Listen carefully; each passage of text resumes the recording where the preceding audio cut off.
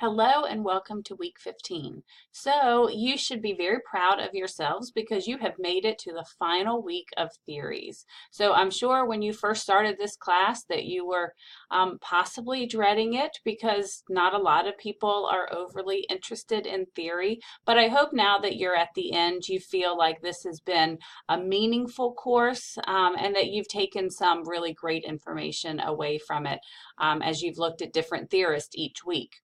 So I wanted to make just a few comments after grading your book reviews. I was so interested to read about the different theorists that you chose, and I really appreciated your honesty. Some of you said that it was a great time reading about the particular theorist that you chose, but others of you said that you were disappointed in what you found from the book. Maybe it wasn't exactly what you thought it was going to be. Maybe it didn't give you the information that you thought was going to be as helpful to you. And several of you made the comment that it wasn't written for a layperson. And I think that's so valuable to know because when you do read something that is user-friendly, those are the things that can stick with you. So I appreciate you plugging through as you were doing your book review. So just a few comments just about APA in general, especially as you're working on your final philosophy paper.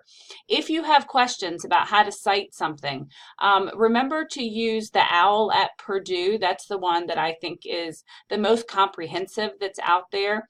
But I noticed quite a few of you may have had some issues with citations, when to use the full citation, about whether or not to use a page number. And the only time you really use a page number is if you're using a direct quote.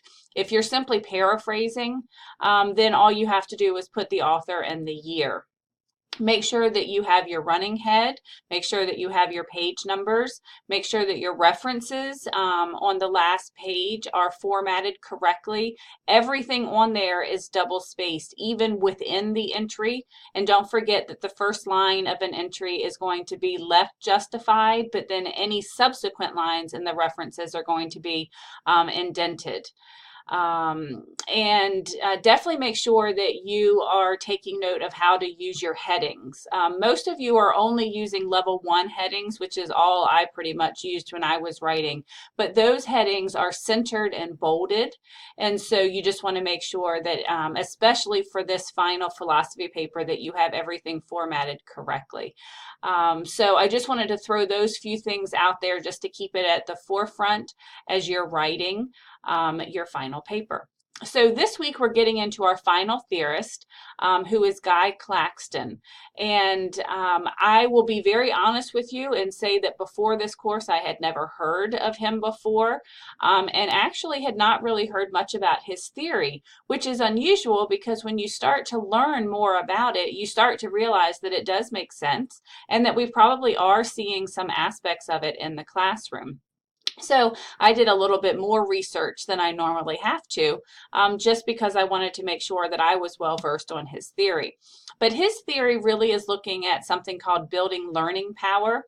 And what I personally think is great about his theory is the fact that he's starting to look at students as individuals that we need to figure out how they learn. And I think that's something that we as good teachers are doing anyways, but I think that to actually put it in writing kind of gives credence to what it is that we're doing. So he really is talking about the fact that we want to make sure that we're figuring out how our students learn so that we can then better teach them. So a lot of the resources that I found this week are really practical. One of the things that I found about his theory is it seemed to be a little bit more prescriptive than some of the other ones. And what I mean by that is it's kind of a step-by-step procedure. And so with some of the other theorists, it's kind of a broad idea. And so sometimes we may have trouble figuring out how to put it into practice. But with his theory, with Claxton's theory, I feel like he does a really good job of showing you step by step how you can do it. So when you look in this week's folder, you're going to see several resources for you. So I, as always, tried to find a quote from the author. And then here's the PowerPoint that I have for you this week. I've really tried to make sure that this PowerPoint was going to be very logical, kind of the way that his theory is set up. So you're going to find that there are several sections in there that show you step by step how you could actually kind of use his theory in the classroom. The book that most of his information comes from is called Wise Up. And so I actually found it on Goodreads. So if you are interested in reading it, you can actually read it for free online. So here's the link for that. And then this is actually a presentation. It's a PDF. It's not a video presentation, but it's actually one that he created to talk about his theory and building learning power. And then this is actually a TED Talk of him talking about learning power. And so the last two things that are on here is this is a website. It's just like one of the other theorists that we had where there's an entire website that's devoted to the particular theory and how to use it. And so here's that website. And then this I thought was really interesting because there are actually schools out in the world, in the United States, that are kind of learning power schools. And so this was a PowerPoint presentation that I found for one of those schools where they were actually instructing the parents on what building learning power is, how it's done in the school, and how they can help at home. And so I think that it's really great sometimes when we see things from a parent perspective, because one of the things that I notice is that a lot of times when we have to teach the parent something, we simplify it. Well, that means that we understand it better as well.